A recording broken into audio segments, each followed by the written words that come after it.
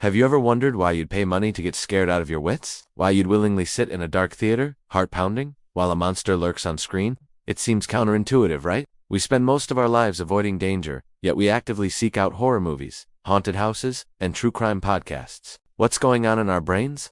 Well, today we're diving deep into the science of fear to uncover why we love to be terrified.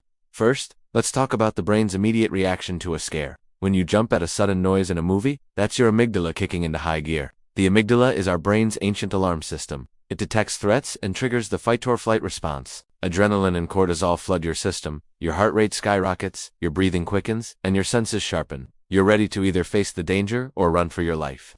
But here's the crucial part. In the context of a movie or a haunted house, another part of your brain, the hippocampus and the prefrontal cortex, quickly chimes in. These are the more rational, analytical parts of your brain. They process the context and realize, hey, this isn't real. We're safe. We're just sitting on a comfy couch. This realization is key. Your brain gets to experience the exhilarating rush of the fight-or-flight response without any actual danger. It's like a roller coaster for your nervous system, all the thrills, none of the real peril. This controlled fear experience is what psychologists call recreational fear. The mix of adrenaline and the subsequent relief creates a powerful neurochemical cocktail. When the threat is over, your brain releases a flood of feel-good chemicals like dopamine and endorphins. Dopamine is associated with pleasure and reward, while endorphins are the body's natural painkillers, creating a sense of euphoria. So, that feeling of relief and giddiness you get after a good scare, that's your brain rewarding you for surviving the threat.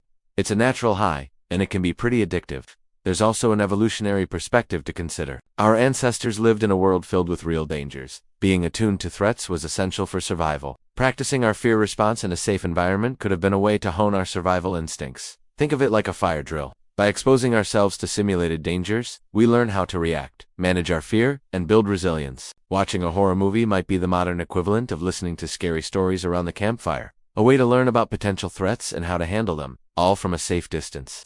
Another fascinating theory is the excitation transfer process. This idea suggests that the physiological arousal from fear doesn't just disappear when the scary movie ends. It lingers, and this heightened state of arousal can intensify any other emotions you experience afterward. So, if you watch a horror movie with friends or a partner, the relief and joy you feel in their company afterward might feel much more intense. The shared experience of being scared together can strengthen social bonds. You survive together, creating a powerful sense of camaraderie. It's why going to a haunted house with a group of friends is so much fun. You scream together, you laugh together, you bond. Horror also allows us to explore the darker aspects of human nature and society from a safe distance. Monsters, ghosts, and villains often represent our deepest societal anxieties. Whether it's fear of the unknown, fear of societal collapse, or fear of our own inner demons. By confronting these fears on screen, we can process them in a controlled way. It gives us a space to contemplate mortality, evil, and the fragility of our world without being overwhelmed. It's a form of catharsis, a release of pent-up emotional tension.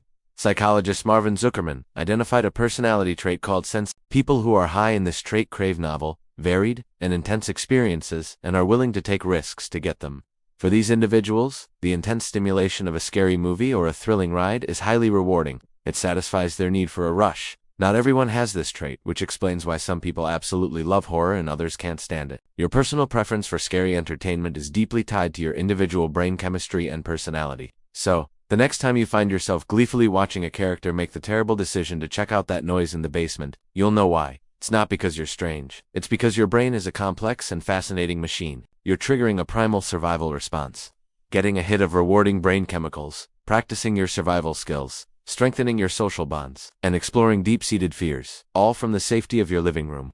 The love of fear is a testament to how our brains are wired to not only protect us from danger, but also to find pleasure and meaning in confronting it. It's a perfectly safe way to feel dangerously alive. Thanks so much for watching. If you found this fascinating, hit that like button and subscribe for more deep dives into the human mind. See you next time.